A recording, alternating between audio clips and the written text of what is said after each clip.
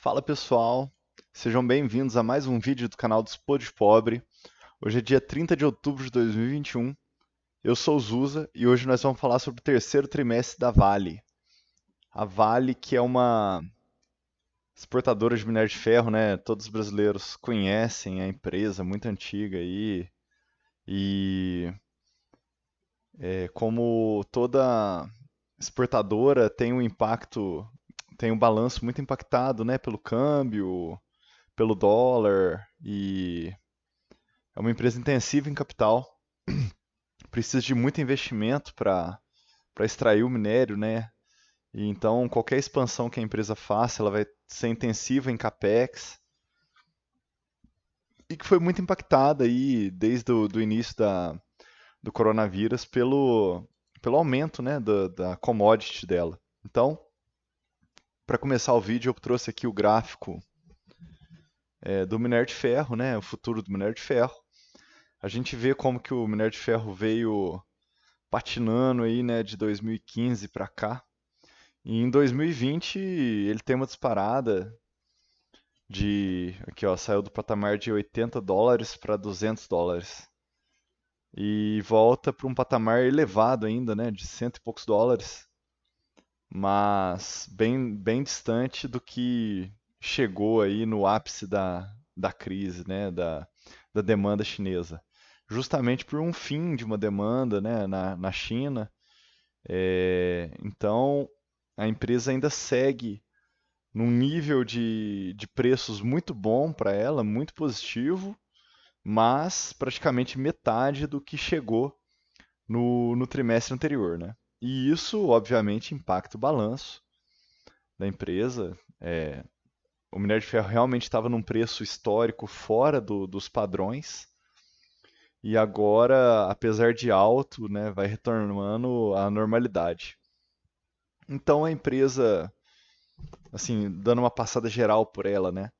Ela tem uma estrutura de capital muito controlada, ela praticamente pagou todas as dívidas. Hoje a Vale tem 15 bilhões de reais em dívida. Um trimestre de geração de caixa, ela é capaz de pagar toda a dívida líquida dela. Então, dívida da Vale a gente nem considera. Pode passar batido por isso. Tá? A estrutura de capital da empresa é totalmente controlada, mesmo com os investimentos que ela vem fazendo. E E a empresa vem com um resultado forte, né? Obviamente puxado pelo minério, pelo produto dela. Nós vamos ver aqui. Então, a primeira coisa legal é que aqui eu trouxe o painel da apresentação, né, de resultados. É engraçado que a Vale está com um resultado tão forte, né? Ela está gerando tanto dinheiro que ela está escondendo no balanço dela o resultado. Então, todas as empresas em geral, elas começam com os resultados, né? E depois no final fala um pouquinho de SD, né? A Vale, como ela teve aqueles desastres de Brumadinho, o desastre de Mariana, ela vem falando primeiro das medidas ESG que ela vem tomando e só depois que ela vai falar sobre o resultado. Então aqui, ó, avançamos na reparação de Brumadinho, tá vendo? Ela faz a ordem inversa das outras empresas. Ela está escondendo o lucro indecente que ela está tendo, né? Então, papapá, tá vendo? Ó, tudo para uma Vale melhor. Olha só, a disciplina que eles colocam primeiro a reparação, depois a redução de risco. Aqui que eles já começam a falar de remuneração acionista, ó, e depois de crescimento, tá vendo? Então eles ordenam isso aqui de uma maneira assim, olha gente, a gente está trabalhando pela sociedade, viu? O acionista está em segundo lugar. Mas então chegou no ponto do acionista aqui, né? Que é o minério de ferro. E vamos lá. Isso aqui é a capacidade de produção da Vale hoje, né? 341 mil toneladas milhões de toneladas, eu acho que deve ser milhões de toneladas. Eu sempre erro isso aqui, gente. Esse M grande eu acho que é de milhões, viu? Mas olha como que ela tem um plano de escalar aí a produção dela, ó. Ali para 2023, 2024, ela já tem uma produção bem maior. Então, a Vale ela não está parada em termos de investimento, ela está investindo, mas é devagar sempre, gente. O aumento da produção vai ser devagar sempre, porque justamente você começar uma mina nova, você tem que passar por uma série de fatores, é um projeto de 10, 5, 10 anos, sabe? Não é uma coisa. É igual um poço de petróleo, que aí demora 3 a 5 anos. A Vale, para começar uma mina nova, é 5 a 10 anos. Então, o que que ela pode melhorar dela, né? Sendo uma empresa escalável, puramente escalável e de alto capex, né? Alta necessidade de capital. Ela pode melhorar o volume e o preço do produto e reduzir os custos dela. São esses três fatores que a gente vai olhar. Então a gente tem aqui que o volume tem um potencial de crescimento no futuro, né? Os preços, a gente acompanha a cotação internacional, ela não tem controle sobre o mercado, ela vai seguir a cotação internacional. E o que ela tem controle é a redução de custos. Então, aqui tem como que os preços impactaram, né, o terceiro trimestre. E ela joga aqui o preço médio do minério de ferro aqui, ó. US$ 126 por tonelada. Então, caiu muito com relação ao trimestre passado, o que fez com que o resultado desse trimestre, apesar de ainda vir muito bom, vir bem abaixo do trimestre anterior. Beleza? Essa apresentação aqui é curtinha. Vamos passar para outra apresentação que eles montaram aqui. Então, nessa apresentação também eles jogam toda a parte SD na frente, né? Reparação de brumadinho e tal. Vamos para começar aqui, ó, na performance dela. Como ela tem alguns impactos no balanço que afetam o lucro líquido dela, aqui eu trouxe o site do Fundamentei, tem as tabelinhas bonitinhas. Eu ainda não sou assinante, então eu uso outros sites de assinatura, mas eu acho que o Fundamentei é o que tem os quadros mais bonitinhos, então vou passar a mostrar eles para vocês, apesar de aqui não ter 2021. É só para dar o exemplo. Olha como que o lucro líquido é abaixo do EBITDA. O resultado financeiro, né, da dívida dela acaba impactando o lucro líquido. Apesar da dívida ser pequena, ela é em dólar, então se tem um aumento do dólar, vai ter uma variação aí que vai impactar o lucro. Também existe a depreciação, a amortização que impactam o lucro, né? Então essa é uma empresa que a gente tem que olhar pelo EBITDA mesmo. E o EBITDA dela vai variar com a cotação do minério de ferro. Não tem jeito, não tem escapatória. Tá? Então a gente tem aqui que ela teve em 2020 um EBITDA de 70 bilhões. Em 2021 o EBITDA dela já foi para uma porrada, muito mais do que isso. 150 bilhões, sei lá. Mas o trimestral aqui, ó, um EBITDA de 36 bilhões. Sendo que no 2021, no segundo de 2021 foi 60. Então, assim, ainda assim, um EBITDA muito forte, né? Principalmente quando você considera o valor de mercado da empresa, que hoje é 360 bilhões. Então, ela aqui, ó, em um trimestre, ela teve um décimo do valor de mercado dela em geração operacional, né? 10%.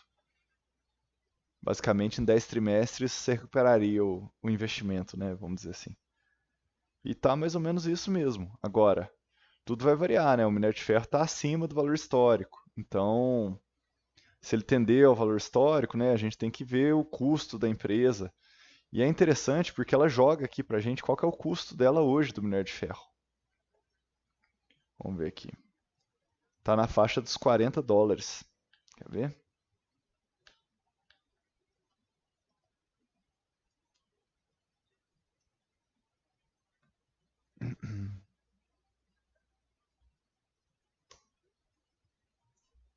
Aqui.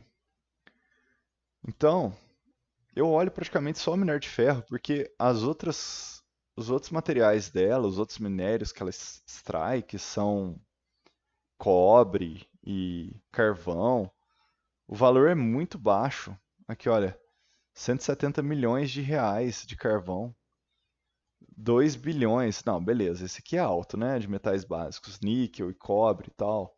2 bilhões. Níquel é até pequenininho, ó, 500 milhões. Cobre, 2 bilhões. Ok, cobre é representativo. Mas quando você pega perto do ferro, que é 35 bilhões, né? Olha só o ferro que tá tranquilo, você não precisa olhar mais nada, tá? Então, ela joga aqui, né, o break-even. Break-even é tipo quanto que a partir de qual preço que a empresa fica lucrativa, né? Qual que é o custo dela para extrair uma tonelada de minério de ferro. Então tá aqui, ó, US$ 50 a tonelada. Esse preço da empresa tá alto, viu, gente? Já foi bem mais baixo, já foi perto de US$ 30, mas ela é das mais eficientes do setor. E isso aqui está alto por impactos que a empresa não tem controle. Custo de frete, aqui, ó, ela põe o que impactou, né? Resultado de custos de frete, US$ 2,50 por tonelada maior. Ajuste de pelota, qualidade inferior. Então é o seguinte, a empresa ela está vendendo minério de ferro a 120, que a gente viu lá, e tá com um custo de 50. Então a empresa, assim, o minério de ferro pode cair pela metade ainda, que a empresa ainda opera no positivo. Principalmente quando a gente considera a estrutura de capital dela, que está totalmente controlada, né? Eu falei para vocês que 15 milhões, 15 bilhões de dívida líquida. Então, assim, precisa muita coisa piorar para Vale ficar mal, viu? Então a empresa está muito bem, está num momento histórico excelente. Faz muito tempo que eu não vejo o minério de ferro chegar num patamar muito abaixo, né, de US$ 50 e esse valor está alto. A própria diretoria afirmou no webcast que espera que esse valor caia no futuro, né, conforme os fretes se regularizem e a situação econômica global se regularize. Então, assim, empresa bem tranquila. A gente tem que lembrar que ela é empresa cíclica. Essa disparada de preço que teve no ano passado foi acompanhando justamente o preço do minério, né? As pessoas sabiam que o resultado ia vir muito forte, né? Quem já acompanhava a empresa, né? Os grandes investidores institucionais. Mas o importante é a gente saber que se o preço do minério cair, a empresa vai continuar bem estruturada. E assim, empresa cíclica é o seguinte, gente. Vocês têm que entender que quando o preço começa a cair, o- a- as empresas que são menos eficientes, que têm esse custo de extração maior, vamos dizer que a empresa tem um custo de extração de US$ 60, US$ 70. Uma empresa que tem um custo de extração de US$ 70 por tonelada, o minério caiu a 60, ela para de funcionar. Ela parou de funcionar, você reduziu a oferta no mercado. Então, com essa redução de oferta, os preços tendem novamente a subir.